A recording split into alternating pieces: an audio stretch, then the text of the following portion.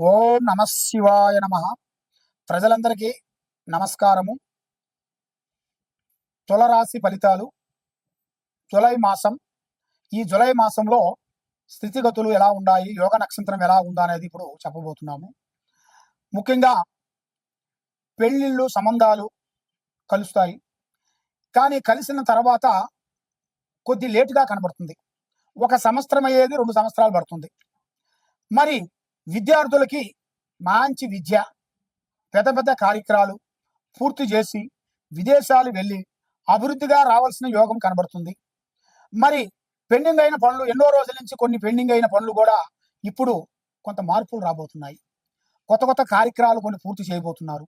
ఎన్నో రోజుల నుంచి రావాల్సిన భూమి విషయాలు కానీ, కోర్టులో ఉండాల్సినవి కానీ, కొన్ని భూమి సంబంధమైనవి కానీ, కొన్ని ఆస్తి సంబంధమైన విషయాలు కానీ కొంత బ్రేక్ అయిపోయినవి కూడా కొన్ని కొత్త మార్పులు కొన్ని రాబోతున్నాయి. దీనివల్ల కొన్ని పెద్ద పెద్ద కార్యక్రమాలు, పెద్ద పెద్ద పనులు, అభివృద్ధి అయ్యే మార్గాలు కూడా కొన్ని కనబడుతున్నాయి. మరి మీరు ఏ కార్యక్రమం చేయాలనుకున్నా, ఏ పని అనుకున్నా కూడా తొందరపాటు వద్దు. ఈ తులరాశిలో ఉండవలసిన వాళ్ళకి ఏ విషయమైనా కూడా యథార్థంగా మాట్లాడతారు. మనసులో ఒకటి, బయట ఒకటి, నటించే నటన దగ్గర ఉండదు. ఏదైనా సరే యథార్థంగా మాట్లాడతారు. కానీ ఉండట్టు చెప్పి నష్టపోతుంటారు. బంధువులు, మిత్రులతో డిస్టర్బెంట్ అయిపోతుంటారు. వీళ్ళు నిజం చెబుతారు, వాళ్ళు అబద్ధం అంటారు. దానివల్ల వీళ్ళకి లేనిపోయిన సమస్యలు రావటం, ఏదేదో సమస్యలు పెట్టడం, వీళ్ళకి వాళ్ళకున్న అధికారంతో, వాళ్ళకున్న డబ్బు బలంతో, వాళ్ళకున్న పోలీసు బలంతో, వాళ్ళకున్న అధికార విధానంతో, రాజకీయ బలంతో వీళ్ళని అణగదొక్కేస్తుంటారు. దానివల్ల వీళ్ళు చెప్పుకోలేక, కక్కలేక, మింగలేక చాలా వరకు ఎన్నో బాధలు పడుతుంటారు. మరి ఇలాంటి బాధలు పడే వాళ్ళందరికీ ఒక అవకాశం వచ్చింది. పడ్డవాడు చెడ్డవాడు కాదు. కాబట్టి మీకు టైం అలాగ రాలేదు కాబట్టి ఏ విధంగా ఉంది. మళ్ళీ ఇప్పుడు మీకు టైం తిరిగింది. ఇక పెద్ద స్థాయికి ఎదగాల్సి ఉంది. కుబేరుడు దరిద్రుడే మార్గం ఉంటుంది, దరిద్రుడు కుబేరుడే మార్గం ఉంటుంది.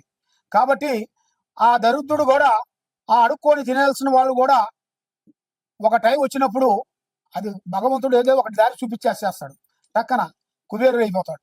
అదే విధంగా వాళ్ళకి రావాల్సిన పనులు కూడా భగవంతుడు అనుగ్రహం అనేది ఉంది. కాబట్టి తీర్థయాత్రలు కొన్ని తిరిగి రావాలి.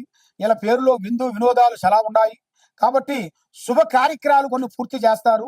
ఒక స్త్రీ నుంచి అదృష్టం పట్టబోతుంది. కాబట్టి ఏ కార్యక్రమైనా కానీ, ఏ పనైనా కానీ తొందరపాటు అనేది ఉండకూడదు. ఏదైనా సరే ఆలోచించి ఆచితూచి అడిగేయండి.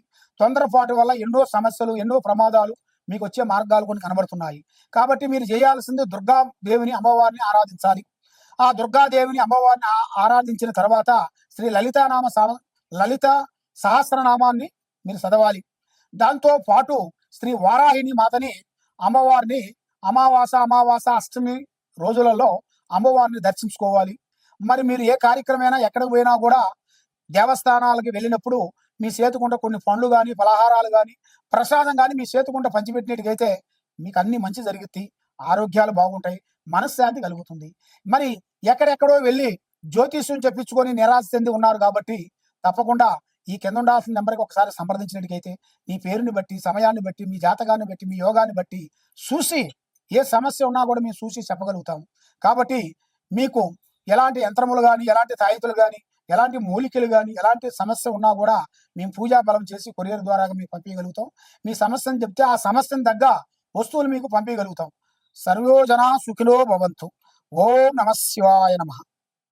ఈ 12 రాసుల్లో ఉండవలసిన వాళ్ళకి స్థితిగతులు ఎలా ఉన్నాయి, వాళ్ళ యోగ నక్షత్రం ఎలా ఉంది, వాళ్ళు చేయాల్సిన పనులు ఎలా ఉన్నాయి, మరి ఎన్నో రోజుల నుంచి వాళ్ళకి కావలసిన పనులు కొన్ని బ్రేక్ కావటం, మరి నమ్మిన వాళ్ళ నుంచి కొన్ని ఇబ్బందులు ఎదుర్కోవటం, ఉద్యోగం గురించి ఎన్ని విధానాలుగా ప్రయత్నించినా ఉద్యోగం రాకోకుండా ఉండటం, లేదా కళ్యాణం గురించి ఎదురు చూసే వాళ్ళందరికీ కళ్యాణంలో కొంచెం బ్రేక్ కావటం, మరి ఆ కళ్యాణంలో ఉండాల్సిన కొన్ని దోషములు, నాగసర్ప దోషములు, దాంట్లో ఉండాల్సిన కొన్ని గర్భదోషములు, దాంట్లో ఉండాల్సిన వేల్నాటి శని దోషములు మరి మీకు ఎలా ఉన్నాయి, ఎలా నడుస్తుంది, ఈ జులై మాసమున మీకు ఏమేమి జరుగుతుంది, విద్యారంగంలో కానీ, రియల్ ఎస్టేట్లో కానీ, మరి బిజినెస్ చేసే వాళ్ళకి కానీ, రాజకీయ నాయకులకు కానీ, మరి యూట్యూబ్ రంగంలో ఉండవలసిన వాళ్ళకి కానీ, సినీ ఫీల్డ్లో ఉండవలసిన వాళ్ళకి కానీ, మరి ముఖ్యంగా మనం ఏ కార్యక్రమం చేయబోతున్నామో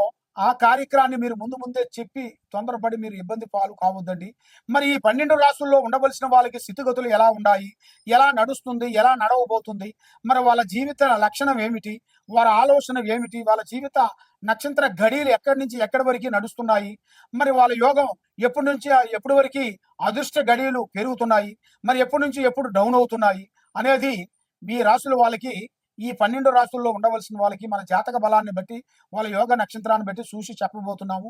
వాళ్ళ పేరు బలాన్ని బట్టి వాళ్ళ పేరు వయసు ఫోటో మాకు పంపించినట్టుగైతే వాళ్ళ పేరులో ఏముంది, వాళ్ళ ఇంట్లో ఏముంది, వాళ్ళు చేసే పనిలో ఏముంది, ఏమేమి నడుస్తుంది, ఏమి నడిస్తే విజయం అవుతుంది అనేది మనం మొత్తం చూసి సెట్ చేసి అమ్మవారి విషయాలన్నీ చూసి చెప్పగలుగుతాం.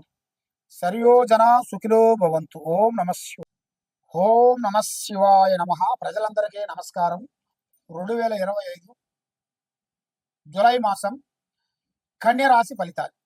ఈ కన్యరాశిలో ఉండవలసిన వాళ్ళకి అదృష్ట యోగం, ధనప్రాప్తి యోగం, స్థాన యోగం అనగా ఇల్లు.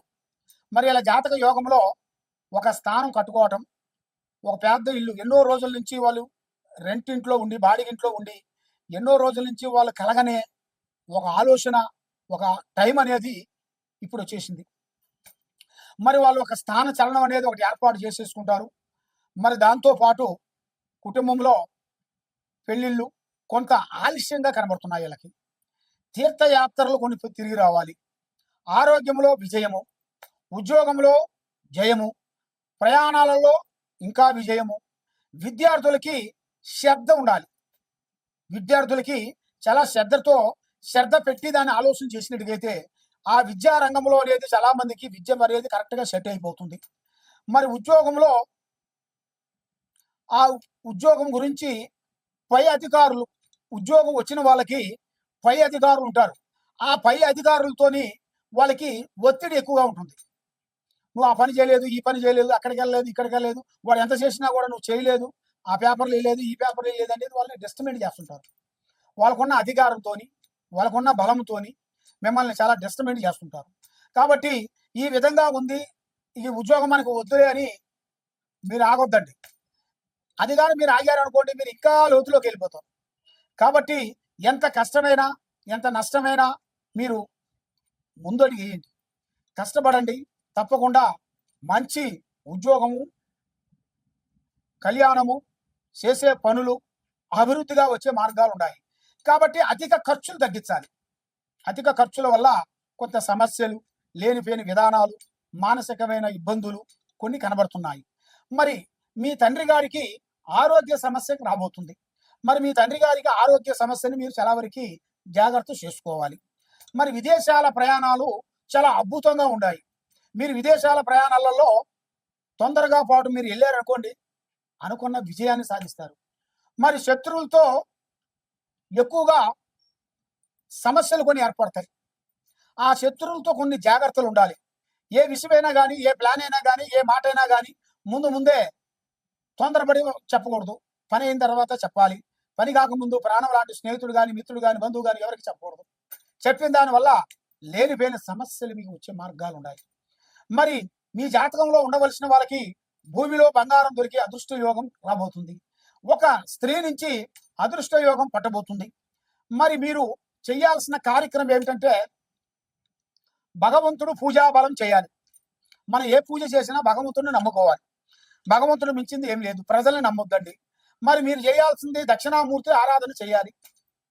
ఆ దక్షిణామూర్తికి పూజా బలం చేసినట్టుకైతే మీకు విజయం కలుగుతుంది, మనశ్శాంతి కలుగుతుంది.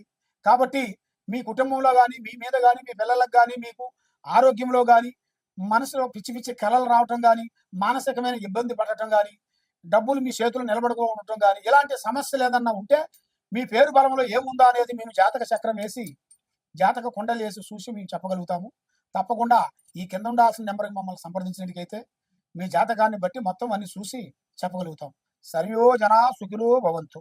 ఓం నమ శివాయ నమః.